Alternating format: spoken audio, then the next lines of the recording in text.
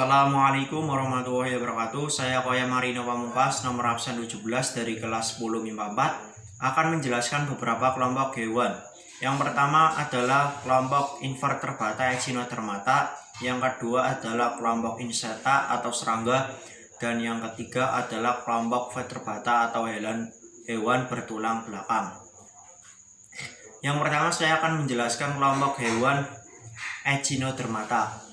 Kelompok hewan Echinodermata juga disebut dengan kelompok hewan berkulit duri, di mana pada saat larva bentuknya akan berbentuk simetri bilateral. Simetri bilateral merupakan bentuk tubuh jika dibagi menjadi dua, maka akan memiliki bentuk dan ukuran yang sama. Tetapi apabila dibelah menjadi lebih dari dua, maka bentuk dan ukurannya tidak akan sama. Sedangkan pada saat dewasa, bentuknya akan berubah menjadi simetri radial. Simetri radial merupakan bentuk tubuh suatu hewan di mana jika dipotong-potong beberapa atau sebanyak-banyaknya, maka akan tetap memiliki ukuran dan bentuk yang sama.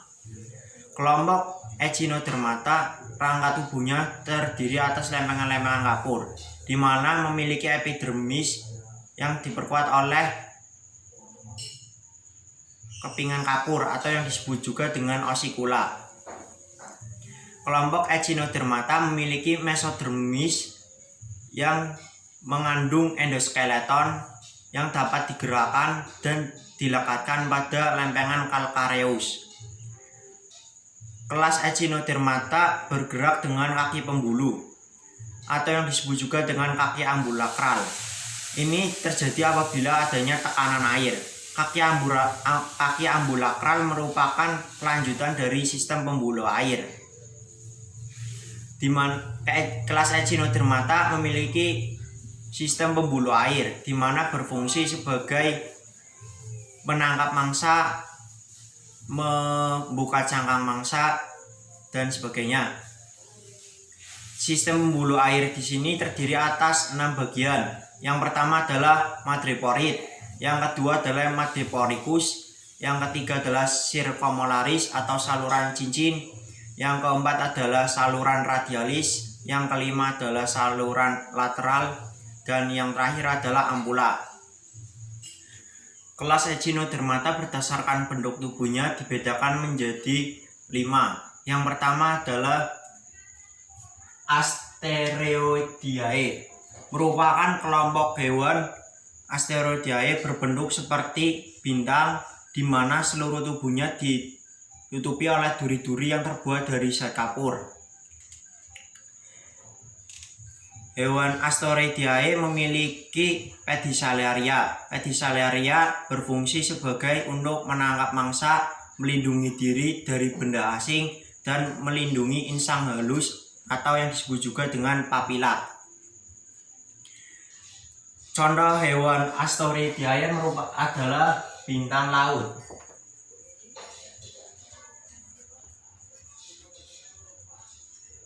Kemudian yang kedua adalah kelas Echinodeae, merupakan kelas di mana berbentuk seperti bola atau bulatan, di mana seluruh tubuhnya ditutupi oleh duri-duri yang panjang, ada juga yang pendek, berbentuk simetri radial.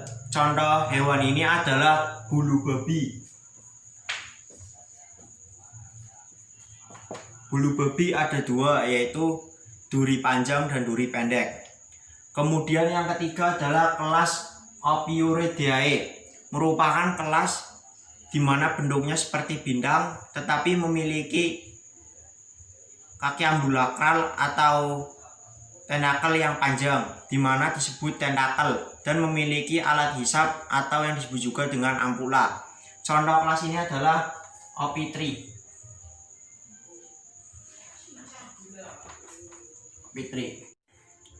Kemudian yang keempat adalah kelas Rhinodeae.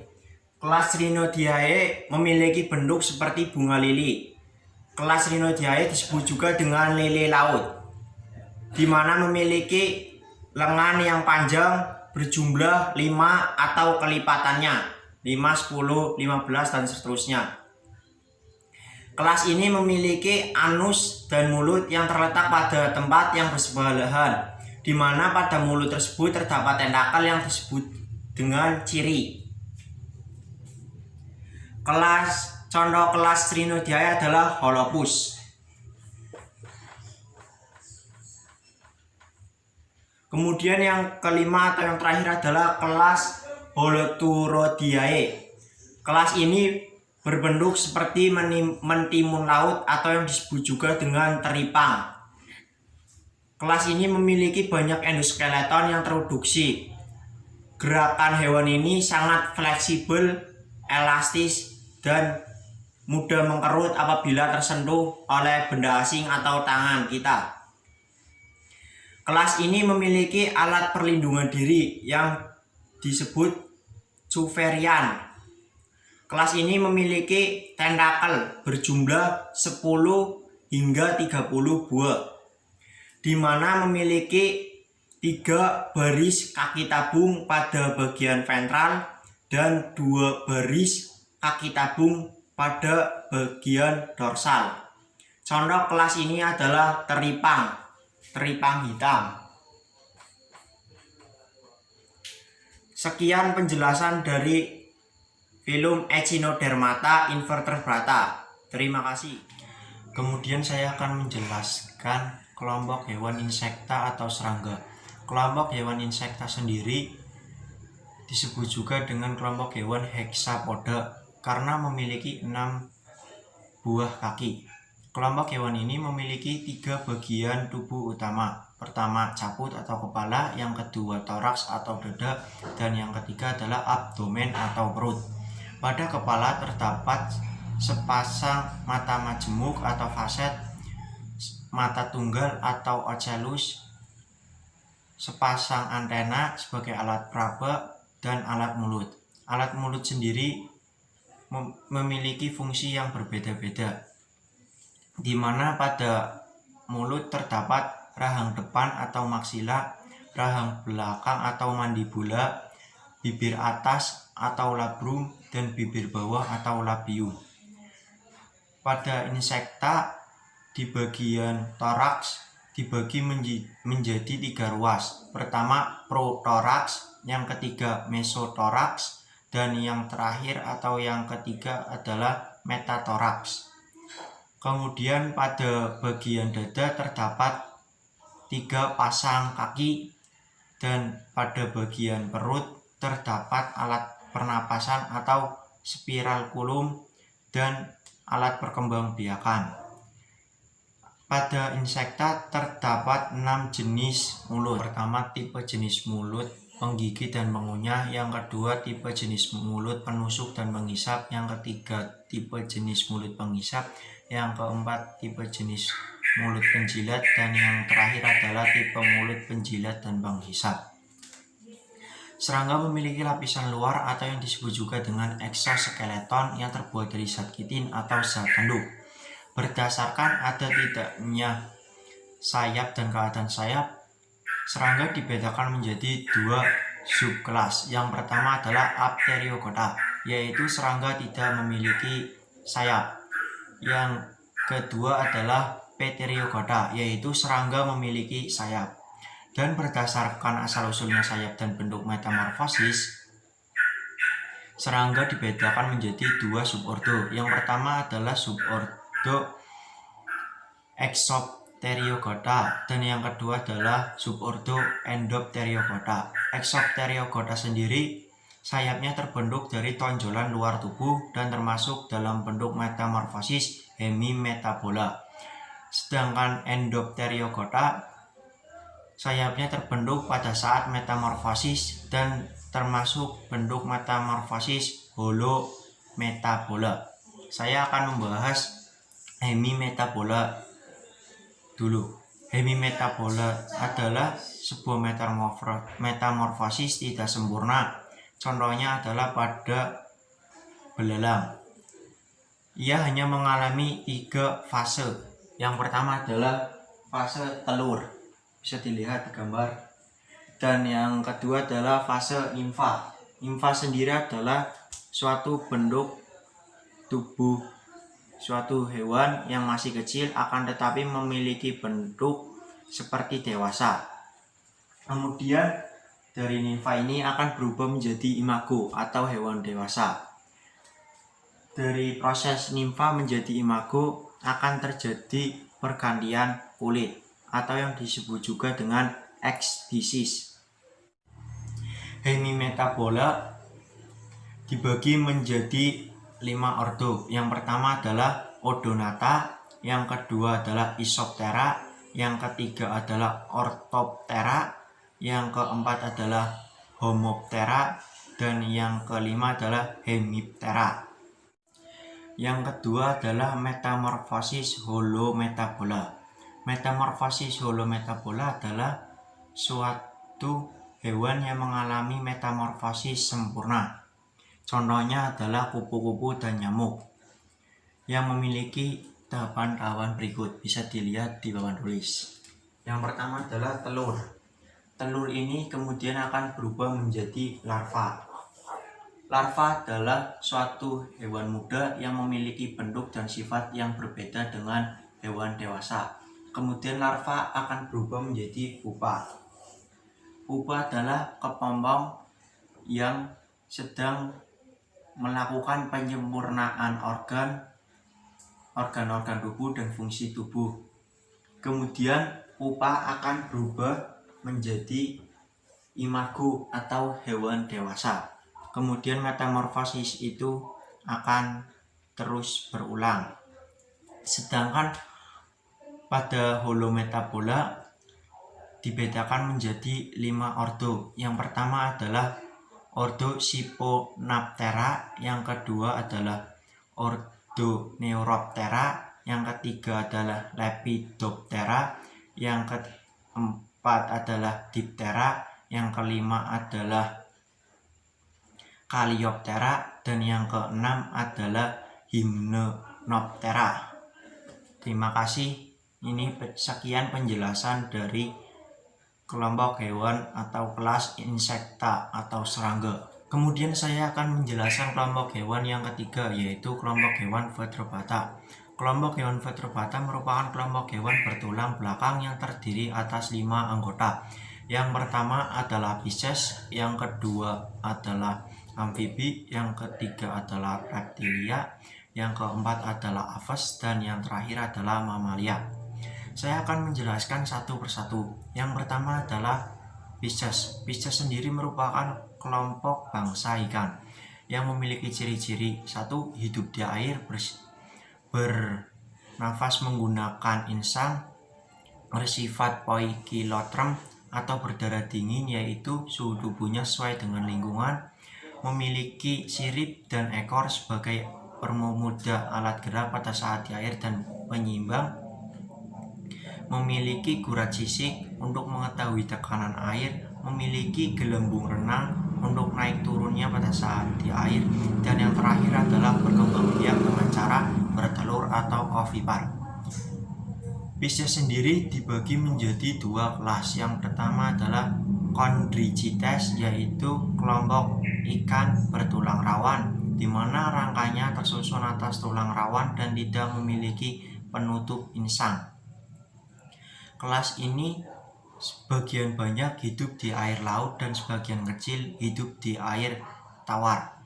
Berkembang biak dengan cara bertelur atau ovipar, dan fertilisasinya terjadi di dalam tubuh atau fertilisasi internal.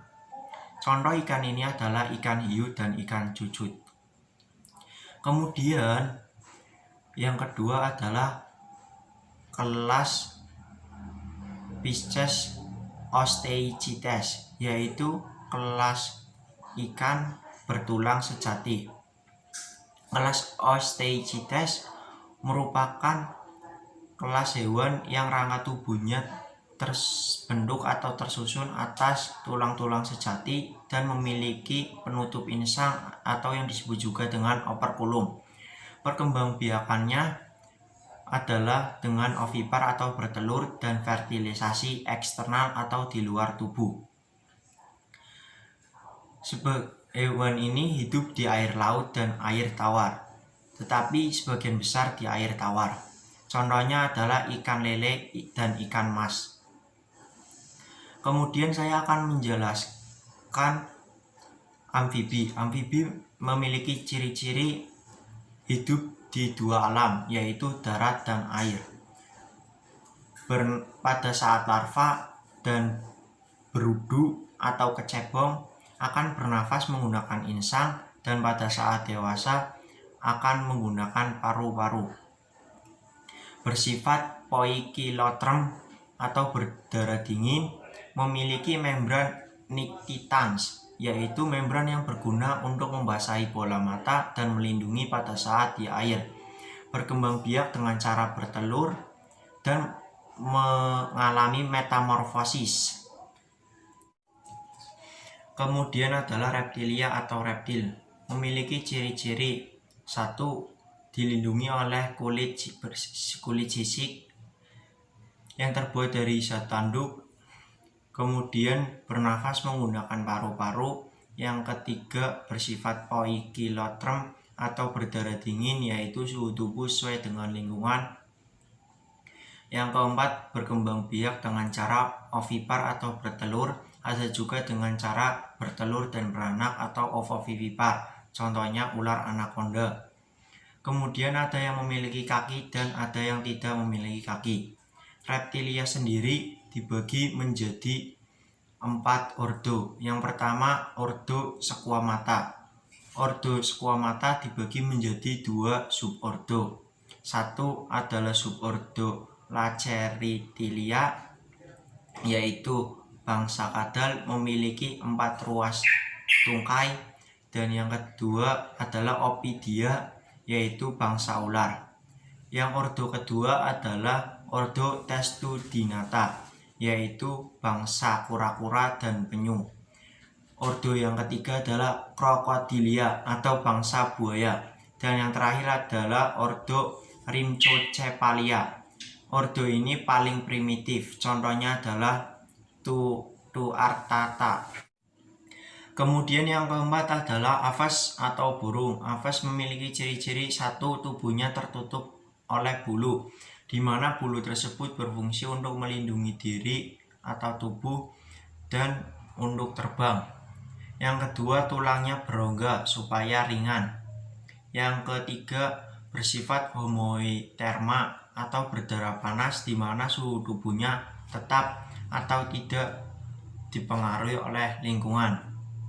Berkembang biak dengan cara bertelur atau ovipar.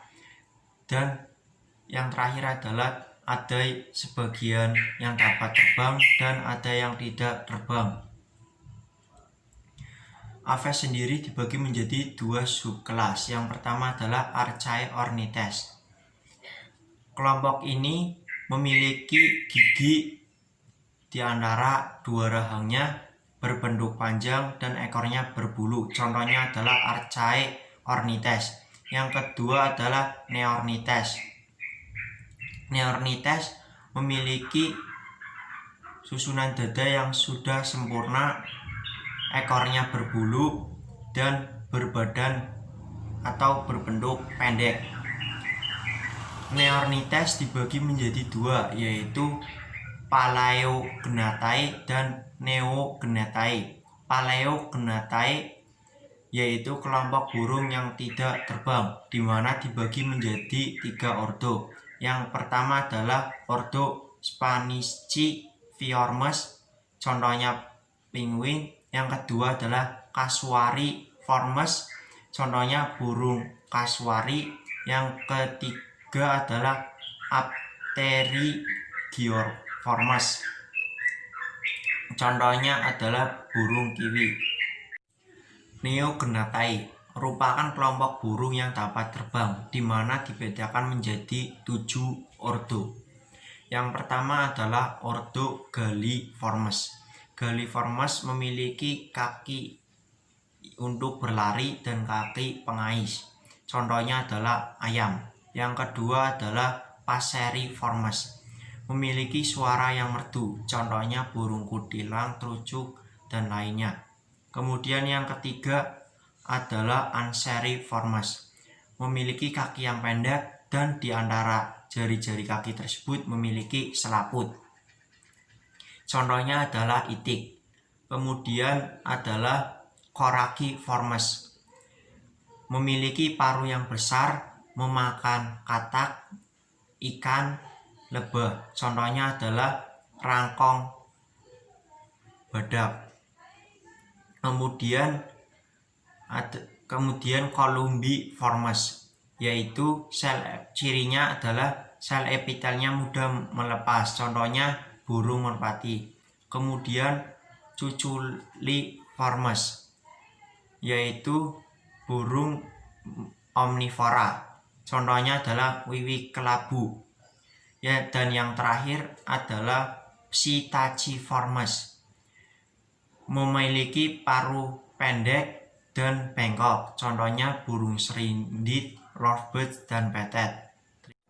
Kemudian yang terakhir saya akan menjelaskan kelompok mamalia atau hewan yang menyusui. Mamalia memiliki ciri-ciri: 1. Menghasilkan kelenjar susu atau yang disebut juga dengan glandula mamae. Yang kedua, bernafas menggunakan paru-paru. Yang ketiga, bersifat homoterma atau berdarah panas, yaitu suhu tubuhnya tetap tidak dipengaruhi oleh lingkungan. Yang keempat, berkembang biak dengan cara beranak atau vivipar, dan ada juga dengan cara bertelur atau ovipar, contohnya platypus. Kemudian yang kelima, tubuhnya ditutupi oleh rambut. Dan yang terakhir, sebagian besar mamalia hidup di darat dan ada yang di air, contohnya ikan lumba-lumba. Mamalia dibagi menjadi beberapa ordo. Yang pertama adalah ordo Monotremata. Monotremata merupakan satu-satunya mamalia yang berkembang biak dengan cara bertelur, contohnya adalah platypus. Yang kedua adalah Insectivora, merupakan mamalia kecil pemakan serangga, contohnya celurut. Kemudian yang ketiga adalah Marsupialia, merupakan mamalia berkandung, contohnya kanguru. Kemudian yang keempat adalah Rodentia, merupakan mamalia pengerat di mana gigi serinya seperti pahat dan tumbuh terus-menerus, contohnya adalah tikus dan marmut. Kemudian yang kelima adalah Scandentia. Scandentia merupakan mamalia pemakan serangga di mana memiliki moncong yang panjang, contohnya adalah tupai Kalimantan. Kemudian yang keenam adalah Chiroptera, merupakan mamalia yang dapat terbang, contohnya adalah kelelawar. Kelelawar memiliki sistem sonar di mana berfungsi untuk mengetahui benda-benda di depannya pada saat mereka beraktivitas di malam hari.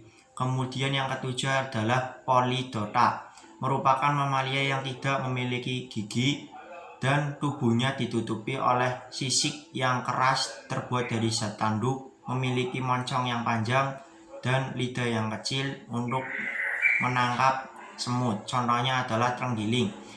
Dan yang ke-8 adalah Karnivora, merupakan mamalia pemakan daging di mana memiliki taring atau rahang yang kuat dan keras. Contohnya adalah anjing, kucing, harimau, dan singa. Yang ke-9 adalah Cetaceae. Cetaceae merupakan kelompok mamalia mirip ikan, hidup di air, dan memiliki kaki depan yang bermodifikasi seperti dayung, tidak memiliki kaki belakang. Contohnya adalah ikan lumba-lumba, hidung potol, dan ikan paus pembunuh. Kemudian yang ke-10 adalah Proboscideae, merupakan mamalia berbelalai, contohnya adalah gajah. Yang ke-11 adalah Sirenia. Sirenia adalah kelompok mamalia herbivora akuatik yang memiliki tungkai mirip sirip, contohnya adalah duyung. Kemudian yang ke-12 adalah Artiodactyla dan Perissodactyla, digolongkan ke hewan berkuku atau ungulata. Artiodactyla merupakan hewan berkuku genap, contohnya adalah domba, babi, dan rusa. Kemudian Perissodactyla yaitu berkuku ganjil, contohnya adalah badak dan tapir. Kemudian yang ke-13 adalah Dermaptera. Dermaptera merupakan kelompok mamalia yang mempunyai lipatan kulit di samping tubuhnya di mana mirip seperti sayap. Contohnya adalah Colugo. Kemudian yang ke-14 adalah Logomorpha. Merupakan kelompok mamalia yang memiliki telinga panjang dan tungkai belakang lebih panjang dari tungkai depan. Contohnya adalah kelinci. Dan yang terakhir adalah primata. Primata merupakan mamalia yang memiliki mata stereoskopik menghadap ke depan. Contoh primata adalah beruk, lutung Jawa, dan orangutan.